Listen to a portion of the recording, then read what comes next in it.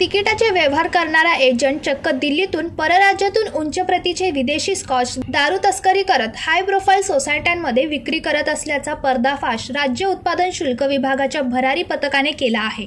कल्याण उत्पादन शुल्काने 3 ठिकाणी छापा मारून 18,65,000 किमतीचा मुद्देमाल जप्त करत रेल्वे आणि विमान तिकिटाचे व्यवहार करणारा अरुण कुमार रामचंद्र पोपटानीसह त्याचे जोडीदार सूरज शुक्ला व दीपक ननकानी असे तिघांना बेड्या ठोकल्या आहेत। राज्य उत्पादन शुल्क विभागाच्या कल्याण भरारी पथक यांना मिळालेल्या माहितीनुसार उल्हासनगरमधील डायमंड हॉलिडेज या कार्यालयात विमान आणि रेल्वे तिकिटांचे व्यवहार करणारा अरुण कुमार रामचंद्र पोपटाने हा चक्क विदेशी दारूचा तस्कर करतो। या माहिती आधारे कल्याण राज्य उत्पादन शुल्काच्या भरारी पथकाने पहिले छापा त्याच्या उल्हासनगरमधील कार्यालयात टाकला, जिथे विदेशी दारूचा मोठा साठा आढळून आला। त्यानंतर पोपटानीने दिलेल्या माहितीनुसार त्याच्या राहत्या घरात, इमारतीच्या पंप हाऊस आणि अंबरनाथमधील आणेगाव येथे छापा टाकण्यात आले। या ठिकाणी त्यांचे साथीदार सूरज श्रीकौशल शुक्ला व दीपक राजकुमार ननकानी सुद्धा मोठ्या प्रमाणात विदेशी दारू साठवून ठेवत होते। या तिन्ही ठिकाणाहून एकूण 352 स्कॉचच्या सीलबंद बाटल्या विविध ब्रँडसह जप्त करण्यात आल्या। तसेच 2 वाहने मिळून एकूण 18,63,449 किमतीचा मुद्देमाल हस्तगत करण्यात आला।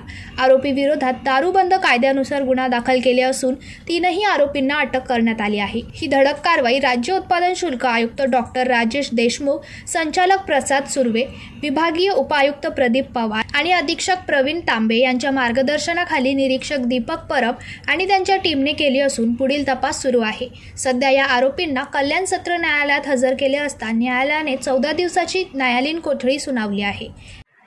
दिनांक 28/5/25 रोजी आम्हाला गुप्त बातमीदाराकडून बातमी मिळाली होती की उल्हासनगर नंबर 1 मध्ये एक उल्हासनगरमध्ये अरुण कुमार पोपटानी म्हणून माणूस आहे, डायमंड हॉलिडेज म्हणून दुकान आहे, त्या दुकानात तो विदेशी मद्य जे उच्च प्रतीचं स्कॉच ते तिथे ठेवून विक्री करत आहे। त्यानुसार आम्ही त्या ठिकाणी गेलो असता, स्टाफसह गेलो असता, त्या दुकानात झडती घेतली। त्या ठिकाणी आम्हाला जवळजवळ एकूण 36 बाटल्या मिळून आल्या उच्च प्रतीचं मद्य स्कॉच।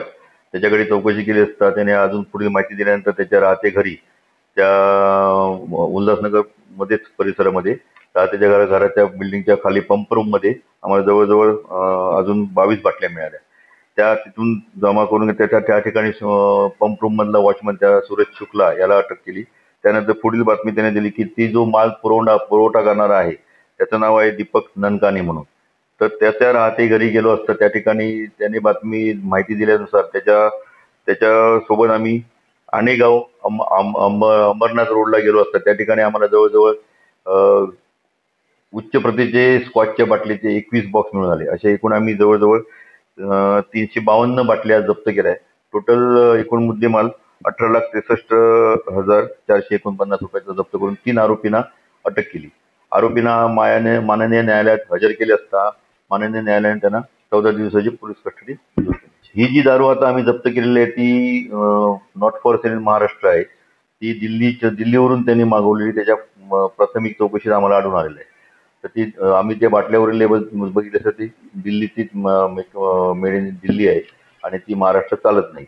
आणि उच्च प्रतीचं जे मद्य आहे त्याची विक्री सर्रास आता चालू असल्यामुळे याची कमी किमतीत ती विक्री करून आपल्या महाराष्ट्राचा महसूलचं नुकसान होत आहे। त्यामुळे ब्युरो रिपोर्ट, जनशक्ती, उल्हासनगर। अरे, तुम्ही अजून आमच्या चॅनलला सबस्क्राईब नाही केलं तर लगेच जनशक्ती चॅनलला सबस्क्राईब करा आणि बेल आयकॉनवर क्लिक करा आणि रहा अपडेट।